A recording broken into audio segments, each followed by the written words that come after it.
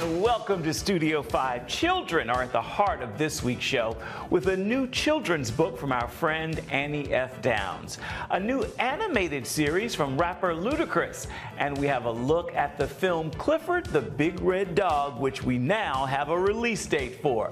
But first, let's get to the countdown of the top 5 stories in the world of uplifting entertainment. Let's get started. At number 5. Since the day I was born, my passion, my love, was being a quarterback. But what you start out as is not necessarily what you become. Colin Kaepernick teams up with filmmaker Ava DuVernay to share his life story on and off the field in a limited series streaming to Netflix next week. And Studio 5 has an exclusive scene to share. Hey, I'm Dwayne, man. I'm Colin. Okay. Yo, hey, y'all settle down. I'm not trying to get kicked out again. Again? They threw us out of here year before last. They didn't even let us stay here last year. What? Why? Hey, Keith, John Tavius, homie want to know what we did to get kicked out last time. Why you think? We're being black. Right. Saying we were loitering and making it guests uncomfortable? At number 4. Just a hint of what's to come with the long list of Christian artists slated to be part of this year's Dove Award celebration. I'm accepting a Dove Award with my brother. There is a merge that's happening in the body of Christ. And you see unity. It's overwhelming. It airs on TBN Friday. And so begins the countdown. We will continue it throughout the rest of today's show. When it comes to fun, no one knows how to have fun like children do. But these days, even they can use some fresh ideas for finding the fun in their lives. That's where our friend Annie F. Downs comes in, helping children find joy with her new book, What Sounds Fun to You?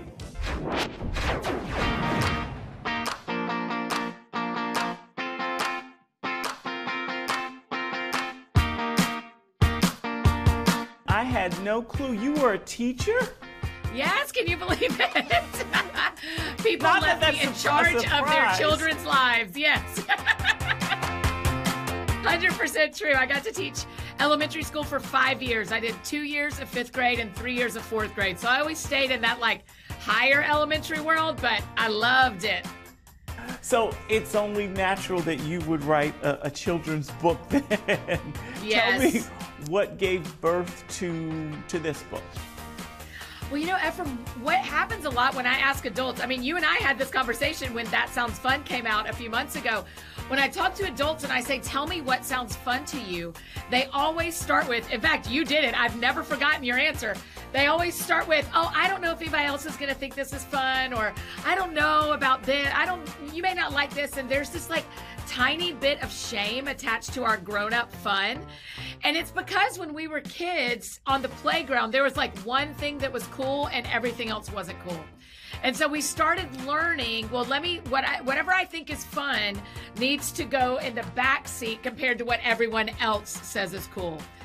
And so then when we started thinking about, I ask everybody, because the show is called That Sounds Fun when I have them on the podcast, what sounds fun to you? I thought we should ask kids what sounds fun to them in hopes that we will teach them, man, the way God made you is great.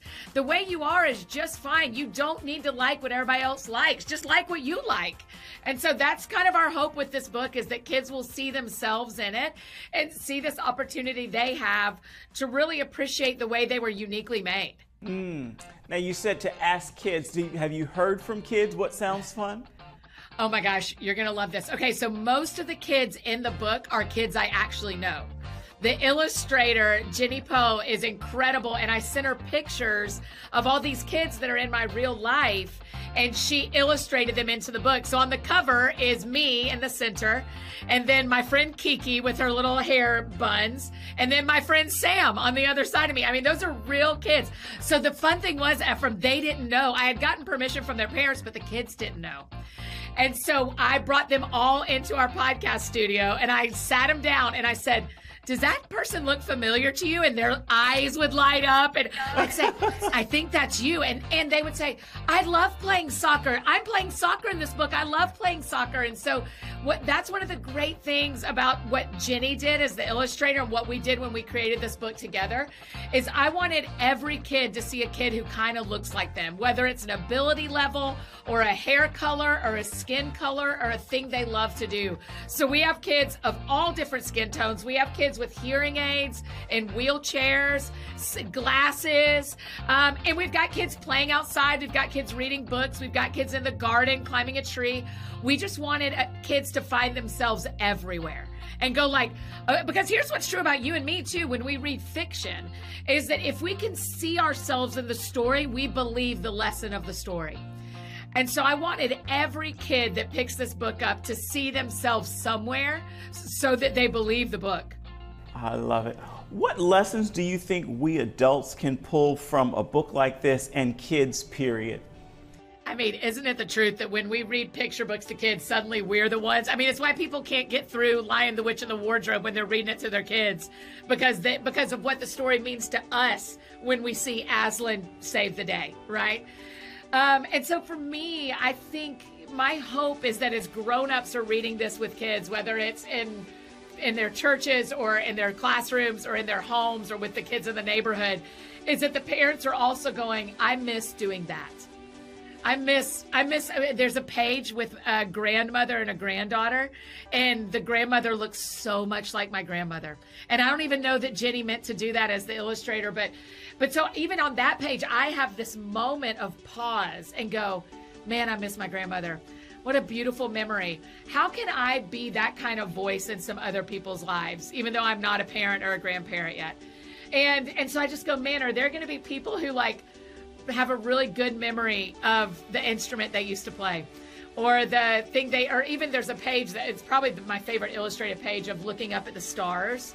I'm like, man, what if everybody just finished the book and looked outside and saw what was up there and what God had made. And so that's my hope. But man, we have so much to learn from kids, don't we? They just, if they love you, they run towards you, right? If they love you, they run towards you. And so it's just things like that I go, man, if I love someone, I should just run towards them. What Sounds Fun to You is available right now. It is the perfect follow-up to her book, That Sounds Fun, which was released earlier this year. Coming up.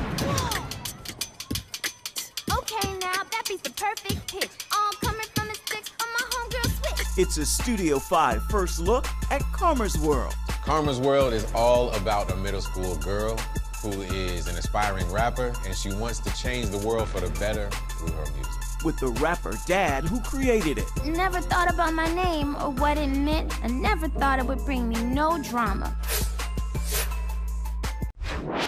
At number 3. What if you could have one perfect friend? Hi, I'm your best friend out of the box. It's a Studio 5 first look at Ron's Gone Wrong before it hits theaters Friday. An animated story of an awkward schoolboy who receives a robot named Ron.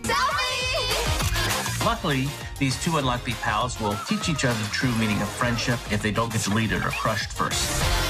We'll go to the crusher together. No, crushing is not fun. At number 2. The Metropolitan Opera is back, and last-minute preps are underway. We head to New York's Met, where the opening opera ends its run, and the show's composer, Terrence Blanchard, makes history. This is the Met. I'm still pinching myself. Blanchard, a 6-time Grammy Award-winning jazz trumpeter and 2-time Oscar-nominated film composer, now making history at the Met. When I look at that stage and when the premiere happens, history's going to happen. Yeah.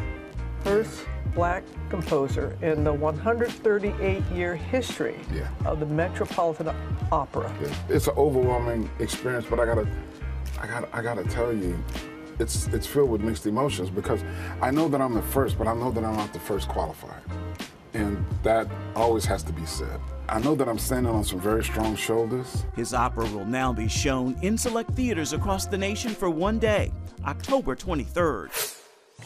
And welcome back to Studio 5. In keeping with our Eye to Children this week, we want to share a first look at a new series from Chris Bridges, known to most as rapper and actor Ludacris. It's a series inspired by his daughter. Take a look at It's Karma's World. I am Karma. Someone's the queen and I follow my dreams. Go Karma. And to all the boys and girls, let's change the world. Go Karma. Earth to Karma. Let me guess. Lost in your own personal music video. Karma's World is all about a middle school girl who is an aspiring rapper, and she wants to change the world for the better through her music. Give it up for Karma. That's right. Go ahead, girl. My dream is to be a rapper. They touch on so many important things, but from the point of view of a 10-year-old. And change the world with my music. The inspiration behind the series was my oldest daughter. Her name is Karma. Girls can't be real rappers. Has anyone ever told you that you can't do something? Girls can be anything they want. A brilliant, intelligent, beautiful young black girl who has big dreams with a big heart. Let me show you what I mean. I actually see Karma as representing all young black girls. It's a beautiful day up in my neighborhood. I'm with my smelly brother Keith, but I'm feeling good. Karma is so smart and so musical and like very passionate about the things that she believes in. Scribbling thoughts on my words past the margin. Switches on the beat and Miss Washington's in her garden. That's exactly who Karma is. She's like a little unicorn. And I'm so real that nothing is superficial. Headed to my school that's called Peachtree Middle. With Karma, whatever knocks her down, she always finds a way. My friends ask me a million questions about my hair. You come from a long line of black women with beautiful hair, especially me. We draw from real life inspirations. They are very, very similar. The thing that makes us all different is our superpower. We draw creatively from writing her raps. Whatever's going on in the episode is pretty much synonymous with what's going on with the music. Karma? What does that even mean? It means if you put out love, you'll get love back. There were times where Karma was doubtful about her name and why, and we have a whole episode dedicated to that. When good goes around, it comes back around. When good goes around, it comes back. She's in New York, and it's a melting pot of so many different walks of life there, and that's all represented in this cartoon. When good goes around, it comes back around. When good goes around, it comes back. It's so significant and so important for me to work on a show like this because representation matters. And honestly, I'm feeling kind of inspired too. Come on, let's go change the world. There are so many messages in Karma's World. One of the main messages that I want all the kids and the parents to 100% resonate with is the fact that every single person on this earth has the power to change the world. My words have power. My words have rhyme. I'm gonna change my world one word at a time. Everything that the world is going through, so much negativity, here comes Karma's World to inject positivity, love, and just to change the world for the better. Because we can be whatever, whoever, however, whenever, wherever, forever. There's a piece of her that I feel we can all relate to. Basically, girls can do anything. I feel like Karma does a lot of spreading love, and I just hope that that transcends from the screen to everyone watching. A girl can fight fire, a girl can write rhymes. We can be anything, we're never confined. Don't underestimate Demi, she's taking her dreams higher. You better appreciate, soon I'll be fighting the fires. It's really important that we have a show like this right now. There she goes. Karma Grant. You know she's gonna be huge one day. I've never been more proud of anything that I actually thought of and made this thought and dream a reality. My hair's unique and I love my curls, so put them up for afros all across the world. So beautiful. And you can catch that series streaming right now on Netflix. This is the perfect time to share a story in pictures. Here's this week's Studio 5 Snapshot. Like many around the world, we pause to remember, honor, and celebrate the life of Colin Powell. He was a 4-star general, the first black U.S. Secretary of State, National Security Advisor, and Chairman of the Joint Chiefs of Staff. To his family, he was a remarkable and loving husband, father, grandfather, and a great American. Together, we mourn his death from complications from COVID-19. He was 84, and Colin Powell is this week's Studio 5 Snapshot. Still ahead. Ooh, that's a big red dog. So cute.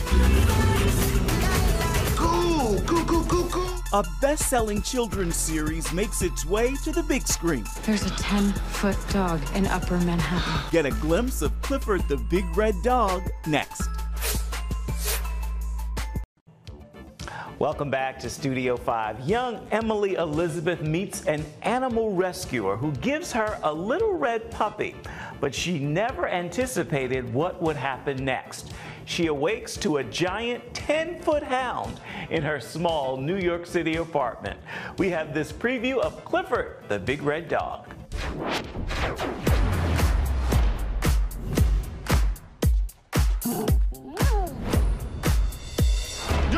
Uncle Casey, can't it just stay for one night? One night. Really? How big is he gonna get? That depends on how much you love him. Clifford, how did this happen? Ooh, that's a big red dog. So cute. Cool, cool, cool, cool, cool. You know I'm a little better. Why don't you take his temperature? Where? In the animal temperature taking place?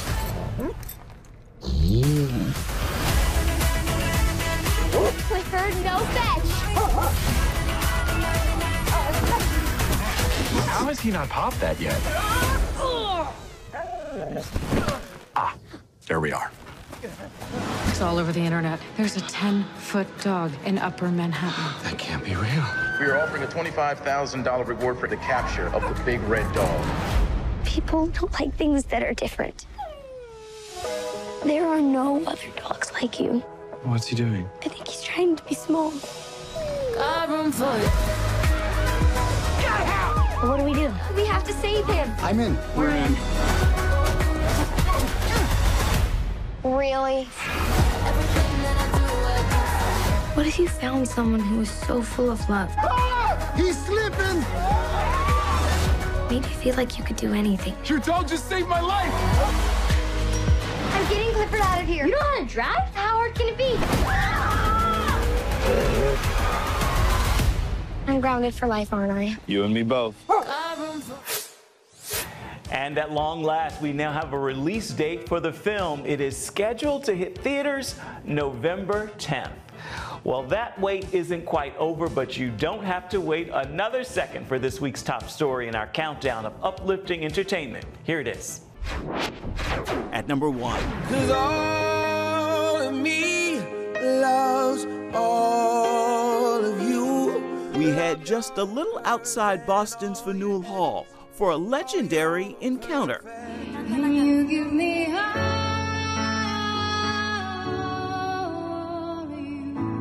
Street performer Radha Rao singing John Legend's All of Me when Legend shows up. You give me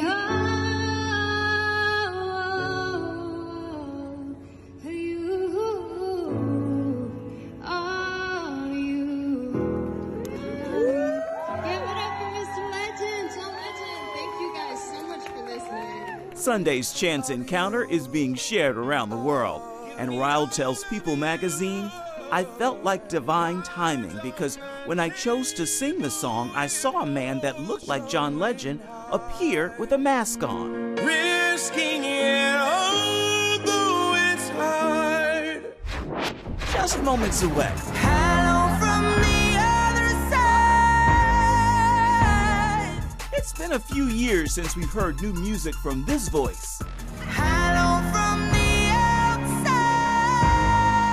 outside. We have the latest anthem from Adele when we come back. Welcome back to Studio 5. This week's soundtrack comes courtesy of something new from Adele. The world is waiting for her new album, and she gave us a sample with the new single, Easy on Me. Take a listen and hear why Easy on Me is what's playing in my ear this week.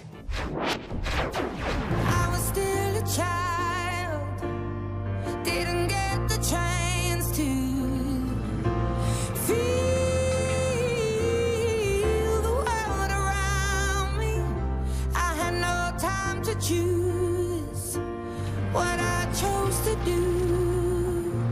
So go easy on me. On that musical note, we are just about out of time for this edition of Studio 5. So let's jump ahead for a moment and get a sneak peek at next week's rundown. I'm Ken Fletcher. And I'm Shannon Fields, and we're the hosts of Rebuild and Restore. It's a unique and inspiring reality renovation miniseries. Rebuild and Restore is a home makeover show where we help widows and their families. Along the way, there's plenty of challenges. 10 minutes, hurry! The clock is always your worst enemy. We'll take you behind the scenes and meet the stars. On Rebuild and Restore, you'll laugh, you'll cry. But ultimately, we hope you're inspired to help widows in your own community. Now, we hope you'll join us for that segment and much more come next week. Before we say goodbye, this week we have one final question and one final answer from Annie F. Downs. Is this the life you envisioned for yourself? Oh, gosh, I can't imagine that anybody would say that. But, you know, I mean, I'm 41, not married yet, no kids yet, and doing a job that I didn't think I was doing. I'd have told you at 21 I was going to teach elementary school forever. I was going to get married, have a bunch of kids, and live in a small town for my whole life. And just about every one of those things is not true. But what you know is true from your life, I know is true from my life too, is God has written a better story. God has written a better story than I could have come up with.